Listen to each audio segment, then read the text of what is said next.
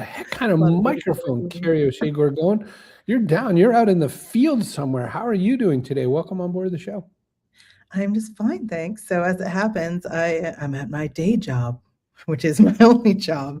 But I was just reading Cliff's book, which we'll talk about. We have an awesome guest today. So in 2003, a musician slept outside the Rose Bowl for 3 days to audition for American Idol. Made it to the finals, got cut by Simon Cowell, like so many other people. A lot of people would have gone home and been like, forget it, I'm going to become an accountant. Cliff went to Los Angeles, rebuilt a whole new career, multiple businesses. We're going to talk about it today and about his new book, which I was listening to this morning. Cliff Beach on the Backpack Show. Hi, everyone. Tim Kitzrow from NBA Jam and NFL Blitz, welcoming you to The Backpack Show. Your hosts, Chris Brogan, Kerry Gorgone, Boom Shakalaka. Backpack Show. Naturally, we had a musician on, so I had to look at Sir Mix-a-Lot.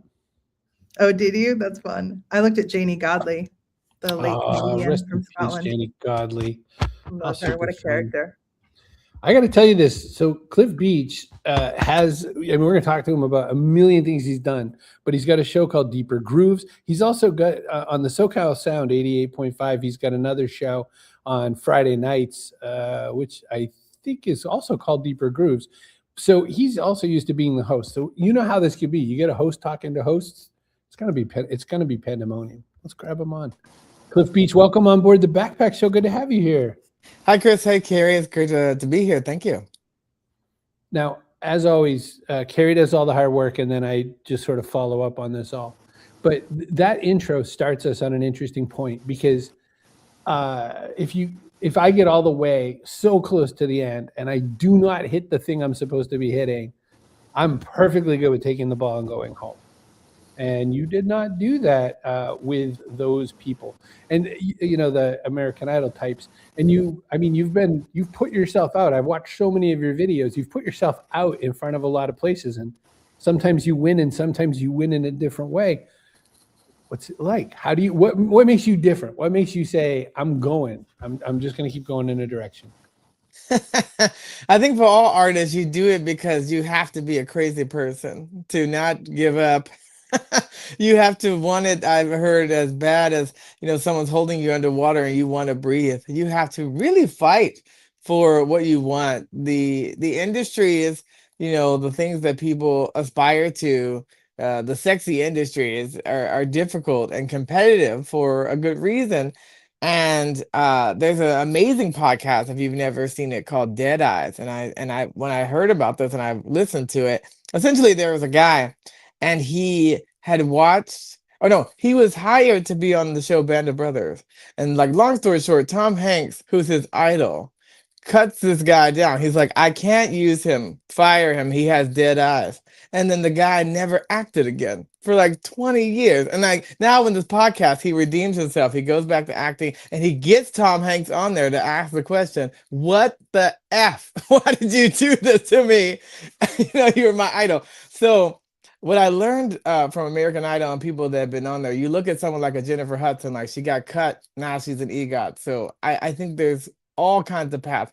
Ultimately, you can't wait for anyone to see your vision. You have to greenlight yourself and believe in yourself, because every visionary that you can think of, and I could name several from many industries, whether it's, the Wright brothers getting a plane off the ground. Their dad said, impossible, flying's for the birds, give it up, and he was at Kitty Hawk and had to eat those words. He ate crow. In the same way, Kennedy, we're going to get a man on the moon. How do we do it? Nobody had the technology for that. And yet he believed that we could. And then what I love the most is Henry Ford. Henry Ford says, people don't know what they want. If I said, what do you want? They want faster horses. You don't know what a car is. You don't have vision. So you have to believe in yourself to greenlight yourself for your own visions, because if you're waiting for the record labels to come and sign you, you look at someone like a Jay-Z, we don't want you. You look at someone like a Missy Elliott, we don't want you. They had that hustle, the hustle culture, the Damon Johns and creating FUBU, bootstrapping, just finding your own success. And now with social media and other ways you can do that, they've democratized the industry, because people were tired of, not only even if a record deal did come, the deal sucked so bad. You have someone like a Prince who like fights Warner Brothers saying, you made me a slave. They took his name. Then they make you sound like a crazy person. Why did you switch to a symbol? Yeah, because at 17, I signed this contract with Warner Brothers. They own me and my name and my likeness, and I can't use it.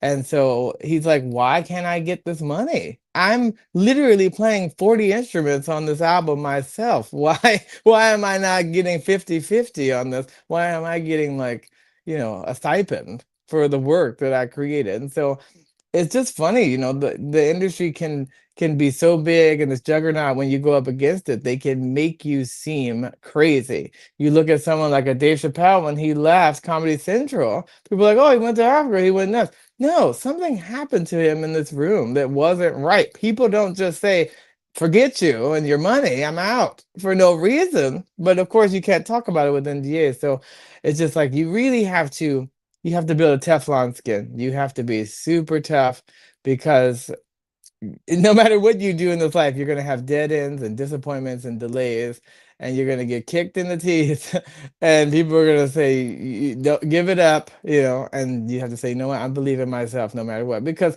as an artist, creative in life, if you don't get it out there, you don't want to die with it inside you. The graveyard is rich with all that, but more importantly, it's hard either way. It's hard to do it and be successful. It's hard to not do it and have regret. But either way, if you don't make the choice, then the choice is made by default. People think like, oh, I don't have to make the choice. It'll be fine. If you don't say yes and do the thing, then you've chosen to say no, or you've chosen to not do it. And now we're not going to get that thing from Kerry or Chris or Cliff. So that song or that idea or that podcast is not going to get out there, and then we're not going to have it. So I'm just fortunate to have forged a path independently, own money, own time, getting these projects out there. And whether they have explosive success or little success, if it changed one person, helped one person, it helped me, I'm a person, then it's all good. Yeah. Well, I had a couple thoughts, because this morning, like I said, I was listening to your book as well. What I like about what you talk about is that you have to want it, but also it's not like the only thing you do, right? You've got your day job, or you've got your side hustles, plural, and you're pursuing your dreams kind of at every turn. So I think a lot of people have sort of a false idea that to pursue your dream, you have to like drop everything else. And they're like, well, I can't do that. So they just give up. What advice do you have for people like that? Yeah, I mean, they always say the thing about like the starving artist. I've always eaten all my meals. Believe me, I never had a problem doing that. And I think, you always have to sustain yourself. You always have to have a foundation. Like all the rooms that we're in have an amazing foundation. Now you don't walk into the room and say, wow, this is a great foundation. But if you don't have it, we just topple over. So it's like building the walls around you, having the money so that, you can then do the things, the fun money and things that you want to do. That takes time to build. It's not like I started day one with all the money, and the same way all the contacts. I didn't. But when you make one step at a time, when I set out to make one project in 2013, I said I'm going to make 10. And then by 2022, I did, but I didn't know how to make the one at the time. That's what faith is. But the reason why I did that is because once I put it out into the world, I say, I'm going to do this, and people are going to hold me accountable. Then I'm like at a ticking clock. Like I have to get it done now because I've said I was going to do it. That's why you have people that make those epic speeches like, we're going to put a man on the moon. They didn't know how then, but we got to do it now because we've now put the cameras out there and said we're going to do it. And I'm still trying to figure out, like, why is the flag moving? There's no wind out here. Did they fake it? Did they fake this landing? But we really needed a wind, so it doesn't bother me. I'm like, put it in the wind column. It made people feel we did it, and now we've done some amazing things. So you will always get there eventually, but the main thing is the preparation. Music taught me discipline, taught me to study a craft, and I'm talking about to the beginning of music and time. I sat at Berkeley's library, and all I did was watch laser discs and microfiche, like every piece of history that I could get my hands on. Musicals, Elvis, the Beatles, Michael Jackson, Prince, Sly Stone, like anyone, Stevie Wonder, anyone that I could watch their whole life story unfold in music. I wanted to, like a sponge, absorb all that stuff. But yeah, I agree. It's the all or nothing approach, I think, is what Kerry is talking about. When people go into it thinking like, well, if I'm not a musician 100% of the time, then it's not, you know, I'm not doing it faithfully. And I was like, no, underwhelm yourself. Do it 10% of the time. Do it 5% of the time. If you love to dance and you only get to do it once a week and you can only do it with YouTube in the background, the thing is like you should still do it. I tell people all the time, it's like I'm a musician in life, no matter what I'm doing. Like even now, not singing, not playing, still a musician. I'm still musical. How I speak and the cadence of my voice, it's all music. And so I think when you do that, when it's not just the doing, you're also the being as you as a person. Every musician that I've looked up to, I've watched masterclass.com with Herbie Hancock. He was, you know, he's Buddhist, and his philosophy is like it's about the being. It's who I am that speaks to the music. And I love that because then you're not beholden to like, well, I'm not playing music right now. Like, well, I'm still a musician. I'm still the same person, but I'm not just a musician. It's like just like every person. It's like you're a husband and a father and a daughter and a wife, and that's what once, twice, three times the lady is. Lionel Richie is saying, my mom is all these things at once because we're not one thing. We're too multifaceted as human beings. We are onions and layers and complex, and you will surprise yourself as you start to take on something you thought you never could do. You'll find out who you could become through the process. And so everything, the strength that you built to be able to get knocked down by the industry and come back and to do indie things that become major releases and stuff like that, it's important because just like butterflies, they go through the cocoon, they go through metamorphosis. At the end of the day, they get strong through the process. When they break through the cocoon, the fighting it out of there is what gives their wings the strength to fly. And that's what happened to me and everybody else. This thing I thought was the worst thing that could happen to me became the best thing because I got early to eat that frog, and they were like, well, forget you. I was like, no. You'll keep going. I'm going to keep Well, you going. named a lot of people in this, especially early on. You were talking about Jay-Z, you were talking about Jennifer Hudson, you were talking about all these different people that were multifaceted, from Marcy to Madison Square. There's all these things that people are. And when you talked about this just now about, where maybe you're not playing today, but you're still a musician and you're out there doing, I'm not a businessman, I'm a businessman. I was thinking about how you are embodying this and showing kind of a model for it. But I also think that in a lot of those cases, those people had to come to the table with something. They had to bring here's what I did to get this meeting. Like you don't start at Rockefeller. You don't start at Ciroc. You don't start at, the 40/40 Club. There's all these other things you had to do to get there, right? So, and when you're talking about going through the microfiche and studying and being a real student of the music, I mean, all you had to do is just wait for Sinners and you go watch I Lied to You, I know. But look, as you're doing it, what makes you, like, how do you package it? How do you decide this is the Cliff Beach package? Because there are these, people have to know how to grab hold of you. Like, you can't be a gas station sushi company. You got to be like something where they get what you are together. How do you make the package of Cliff Beach? And then how do we show other people here on this call that they should make a package? Yeah, I mean, that is a great thing. So in the beginning, you don't know. You're trying all the things, throwing spaghetti at the wall, figuring out what sticks. And then eventually, from the PR, the spin angle, you figure out like, well, what's the entry point? How can I hook people to me with my irresistible offer and my one thing? Because you really do have to focus like a laser. That's what gives the strength to burn through diamonds and burn through glass and stuff like that. And so, yeah, I mean, I knew that music was the thing that I really wanted to do. And then I knew that funk music and soul music really was something that I loved. And so then through that process, it was like I wanted to be a great singer, then I wanted to be a great keyboardist, and I wanted to be a great songwriter. Then necessity is the mother of invention. So it's like become a producer and put your own tracks out there. And then the business, man, is a lot of the business. Most of what I do has the business side. So it's an ebb and flow and a process to figure out what that one thing is. But as you do it and you get it out into the market and you talk to people, you do pitches, you win things, you don't win things, you learn and refine. So that's going to help you start to build that funnel down to, okay, this is like when you look at anyone who's successful and they go into their backstory, you can hear the way they wind up and pitch that story, their elevator pitch. They've given it so many times.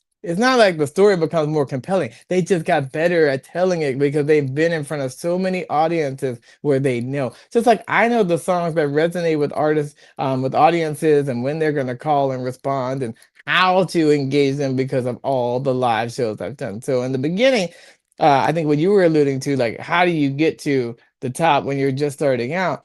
I tell people like when I moved to LA and I had to take gigs, I was at the opening of an envelope. If you wanted me to be there, I was there. And if I didn't get paid in the beginning, I didn't because it was paying me through the learning. It was definitely, doing free shows is cheaper than going to college. And I learned more out there because college and school, as much as you learn as incubator, it's a safe space. You have to get out in front of the people who are going to actually purchase and buy your product. I tell all salespeople when I'm pitching and talking to them, I'm like, the time you talking to us, if I'm not the person with the money to buy from you, is a waste of effort. You need to get in front of the person with money who can buy your product. Otherwise, I mean, you can talk to me all day, all good. I love to talk, but I'm not your person that's going to buy from you. So get out there. So I just tell people, get your MVP, get the minimum viable product out there, get in front of your audience, get the feedback loop going so you can then learn because all that feedback is going to do that. That's why people like Tony Robbins, they go out there like, well, how do I become the best speaker in the world? Everyone in my office is giving 1 speech a month. I'm going to give 5 a day. Well, if you start 5, 10x in your life, then exponentially you'll move faster. So write the songs, put it out there. Then write another song, put it out there. I think Andy Warhol says the best. He's like, make art when people are, trying to figure out if it's good or not. Make more art. So Keep it funny. moving. I think you and Chris are like very similar because he'd rather launch and fail and launch and fail, launch and refine 100 times than sit and plan the perfect launch for like 6 months. Because it sounds like Agreed. you both realize that launch could go just as bad after 6 months. You might as well just go.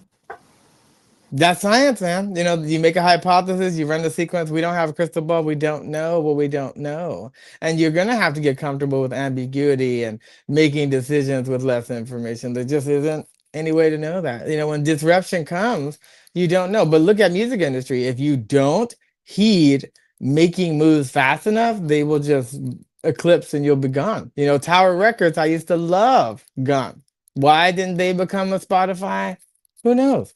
Why did Netflix come up and Blockbuster didn't do it first? They all had opportunities. Kodak, they had digital camera in 1978. They said, we're not interested. You got to notice that the world is going to move on. That's why I'm like, don't fight AI. Don't spend all your time complaining about what it could do. Figure out how you can use it to be ahead of the rest. That's what you need to do. As you're working along, it's really interesting to hear you, like music does, like writing does, like any creative act does. You synthesize, you make it yours, you put your own notes on it. It's really interesting to hear that, especially as kind of a multi-hyphenate like you are. You talk about business from other people's little bites of business, but make it Cliff Beach. Musically, I mean, that's a lot of what you must have had to do with New Funk.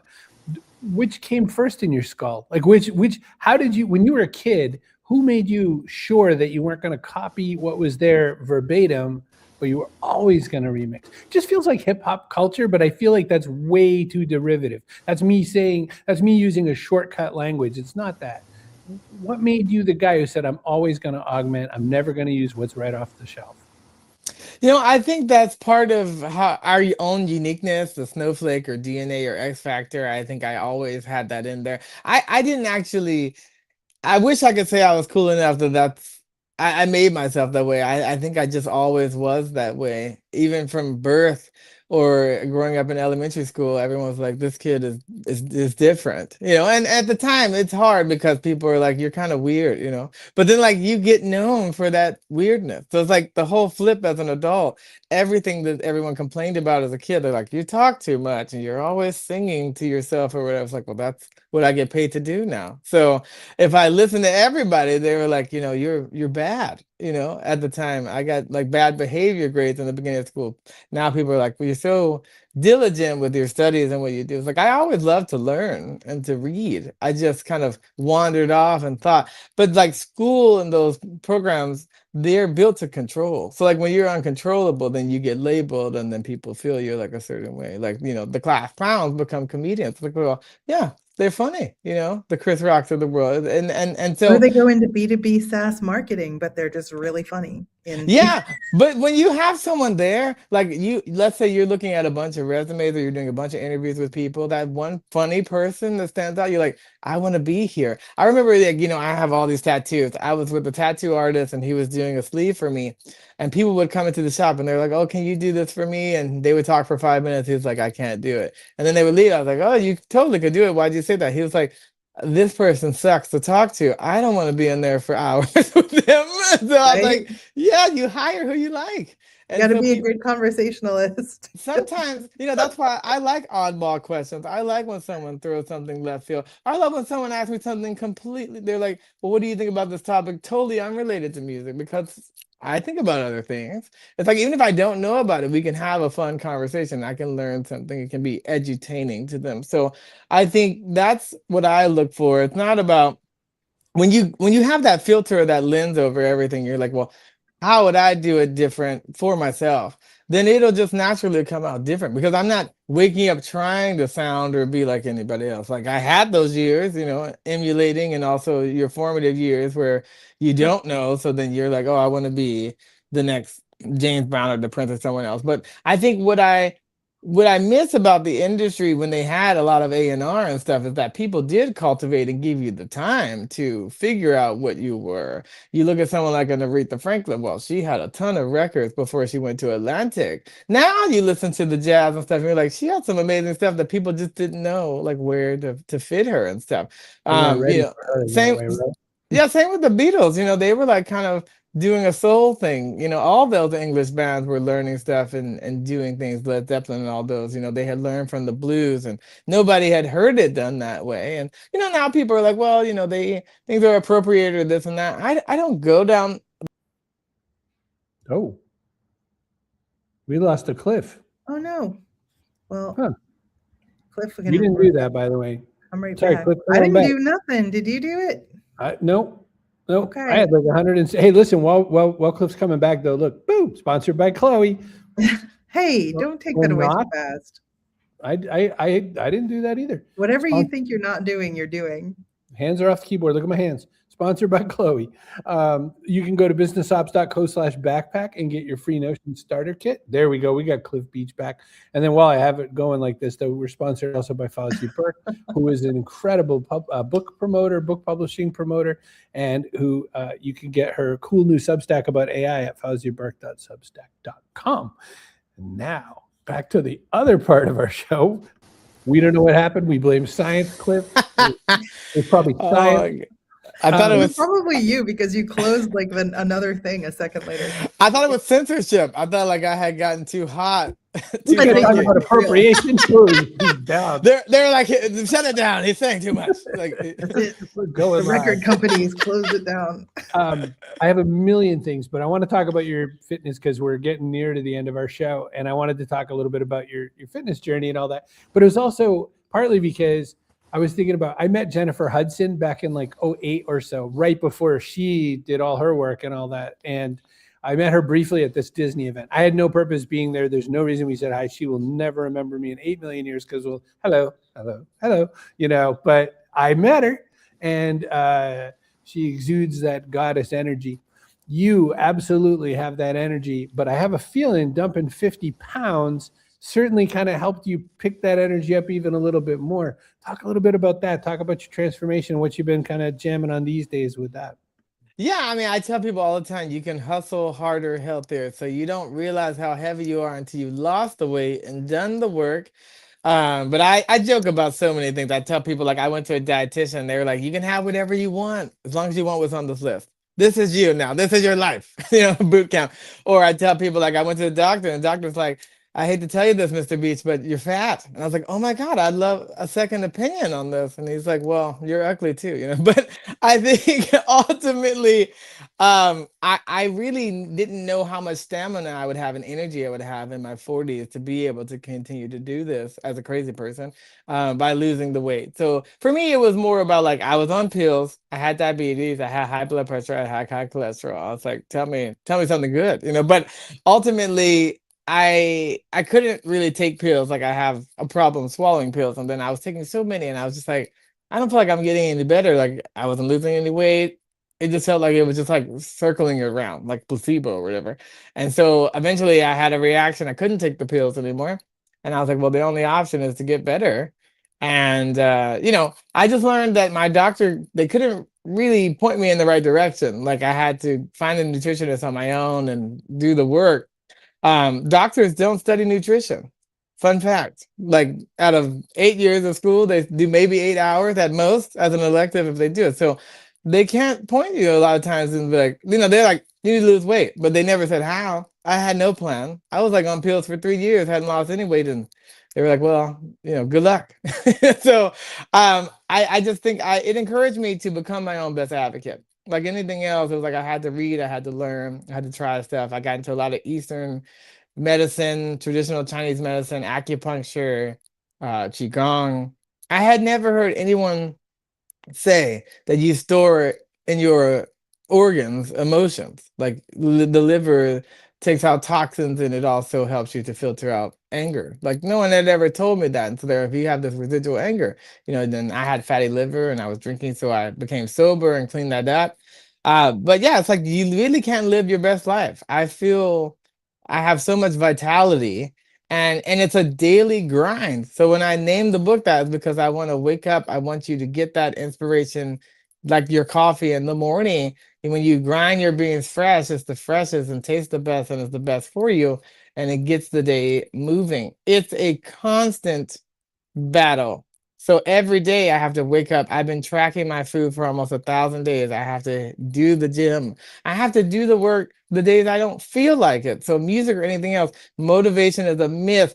90% of the time you wake up, you don't want to do that. You don't want to get on this call early. You don't want to have to brush your teeth and wash your face and put on makeup and the heels or whatever. Get out there. But you gotta, because if you don't, there's somebody who wants to do that, you know? Michael B. Jordan has an Oscar. Why? Because I remember when he was on All My Children. I remember him and his mom fighting to have a place when they didn't have one. Ryan Coogler saying, you're going to be a star before anybody cared about you with Fruit Valley Station. So it's like, yeah, believe in yourself. Coogler was, you know, $200,000 in debt in 2018 from school. Now making millions on these films, making films that people didn't think were possible a few years ago. And we got 2 Michael B. Jordan. So I'm good with it either way. And vampires. It's just a good thing all around. But I just was interested because when you follow anybody's success, you'll see that a lot of people have health and wellness as a part of that. Maybe it's a California thing too, but I really think that when you clean up your body, it's not just looking good. It cleans up your mind. Like my thoughts are clearer because they're not so cloudy from sobriety and eating clean and moving and exercising. And when you study all the blue zones, why are there people who live over 100? They take care of their bodies, they take care of their minds, they're part of communities.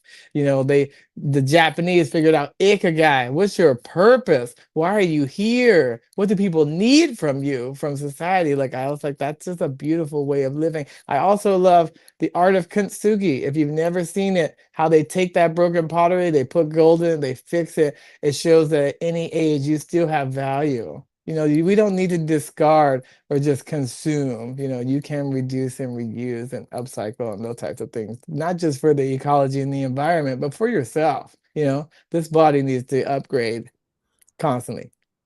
Cliff Beach, you are a full closet full of interesting stuff to pay attention to and a full backpack to boot. We're going to do a last couple of things before we get out of the show. One of those. Oh, and here's our person of the day. Kaboom!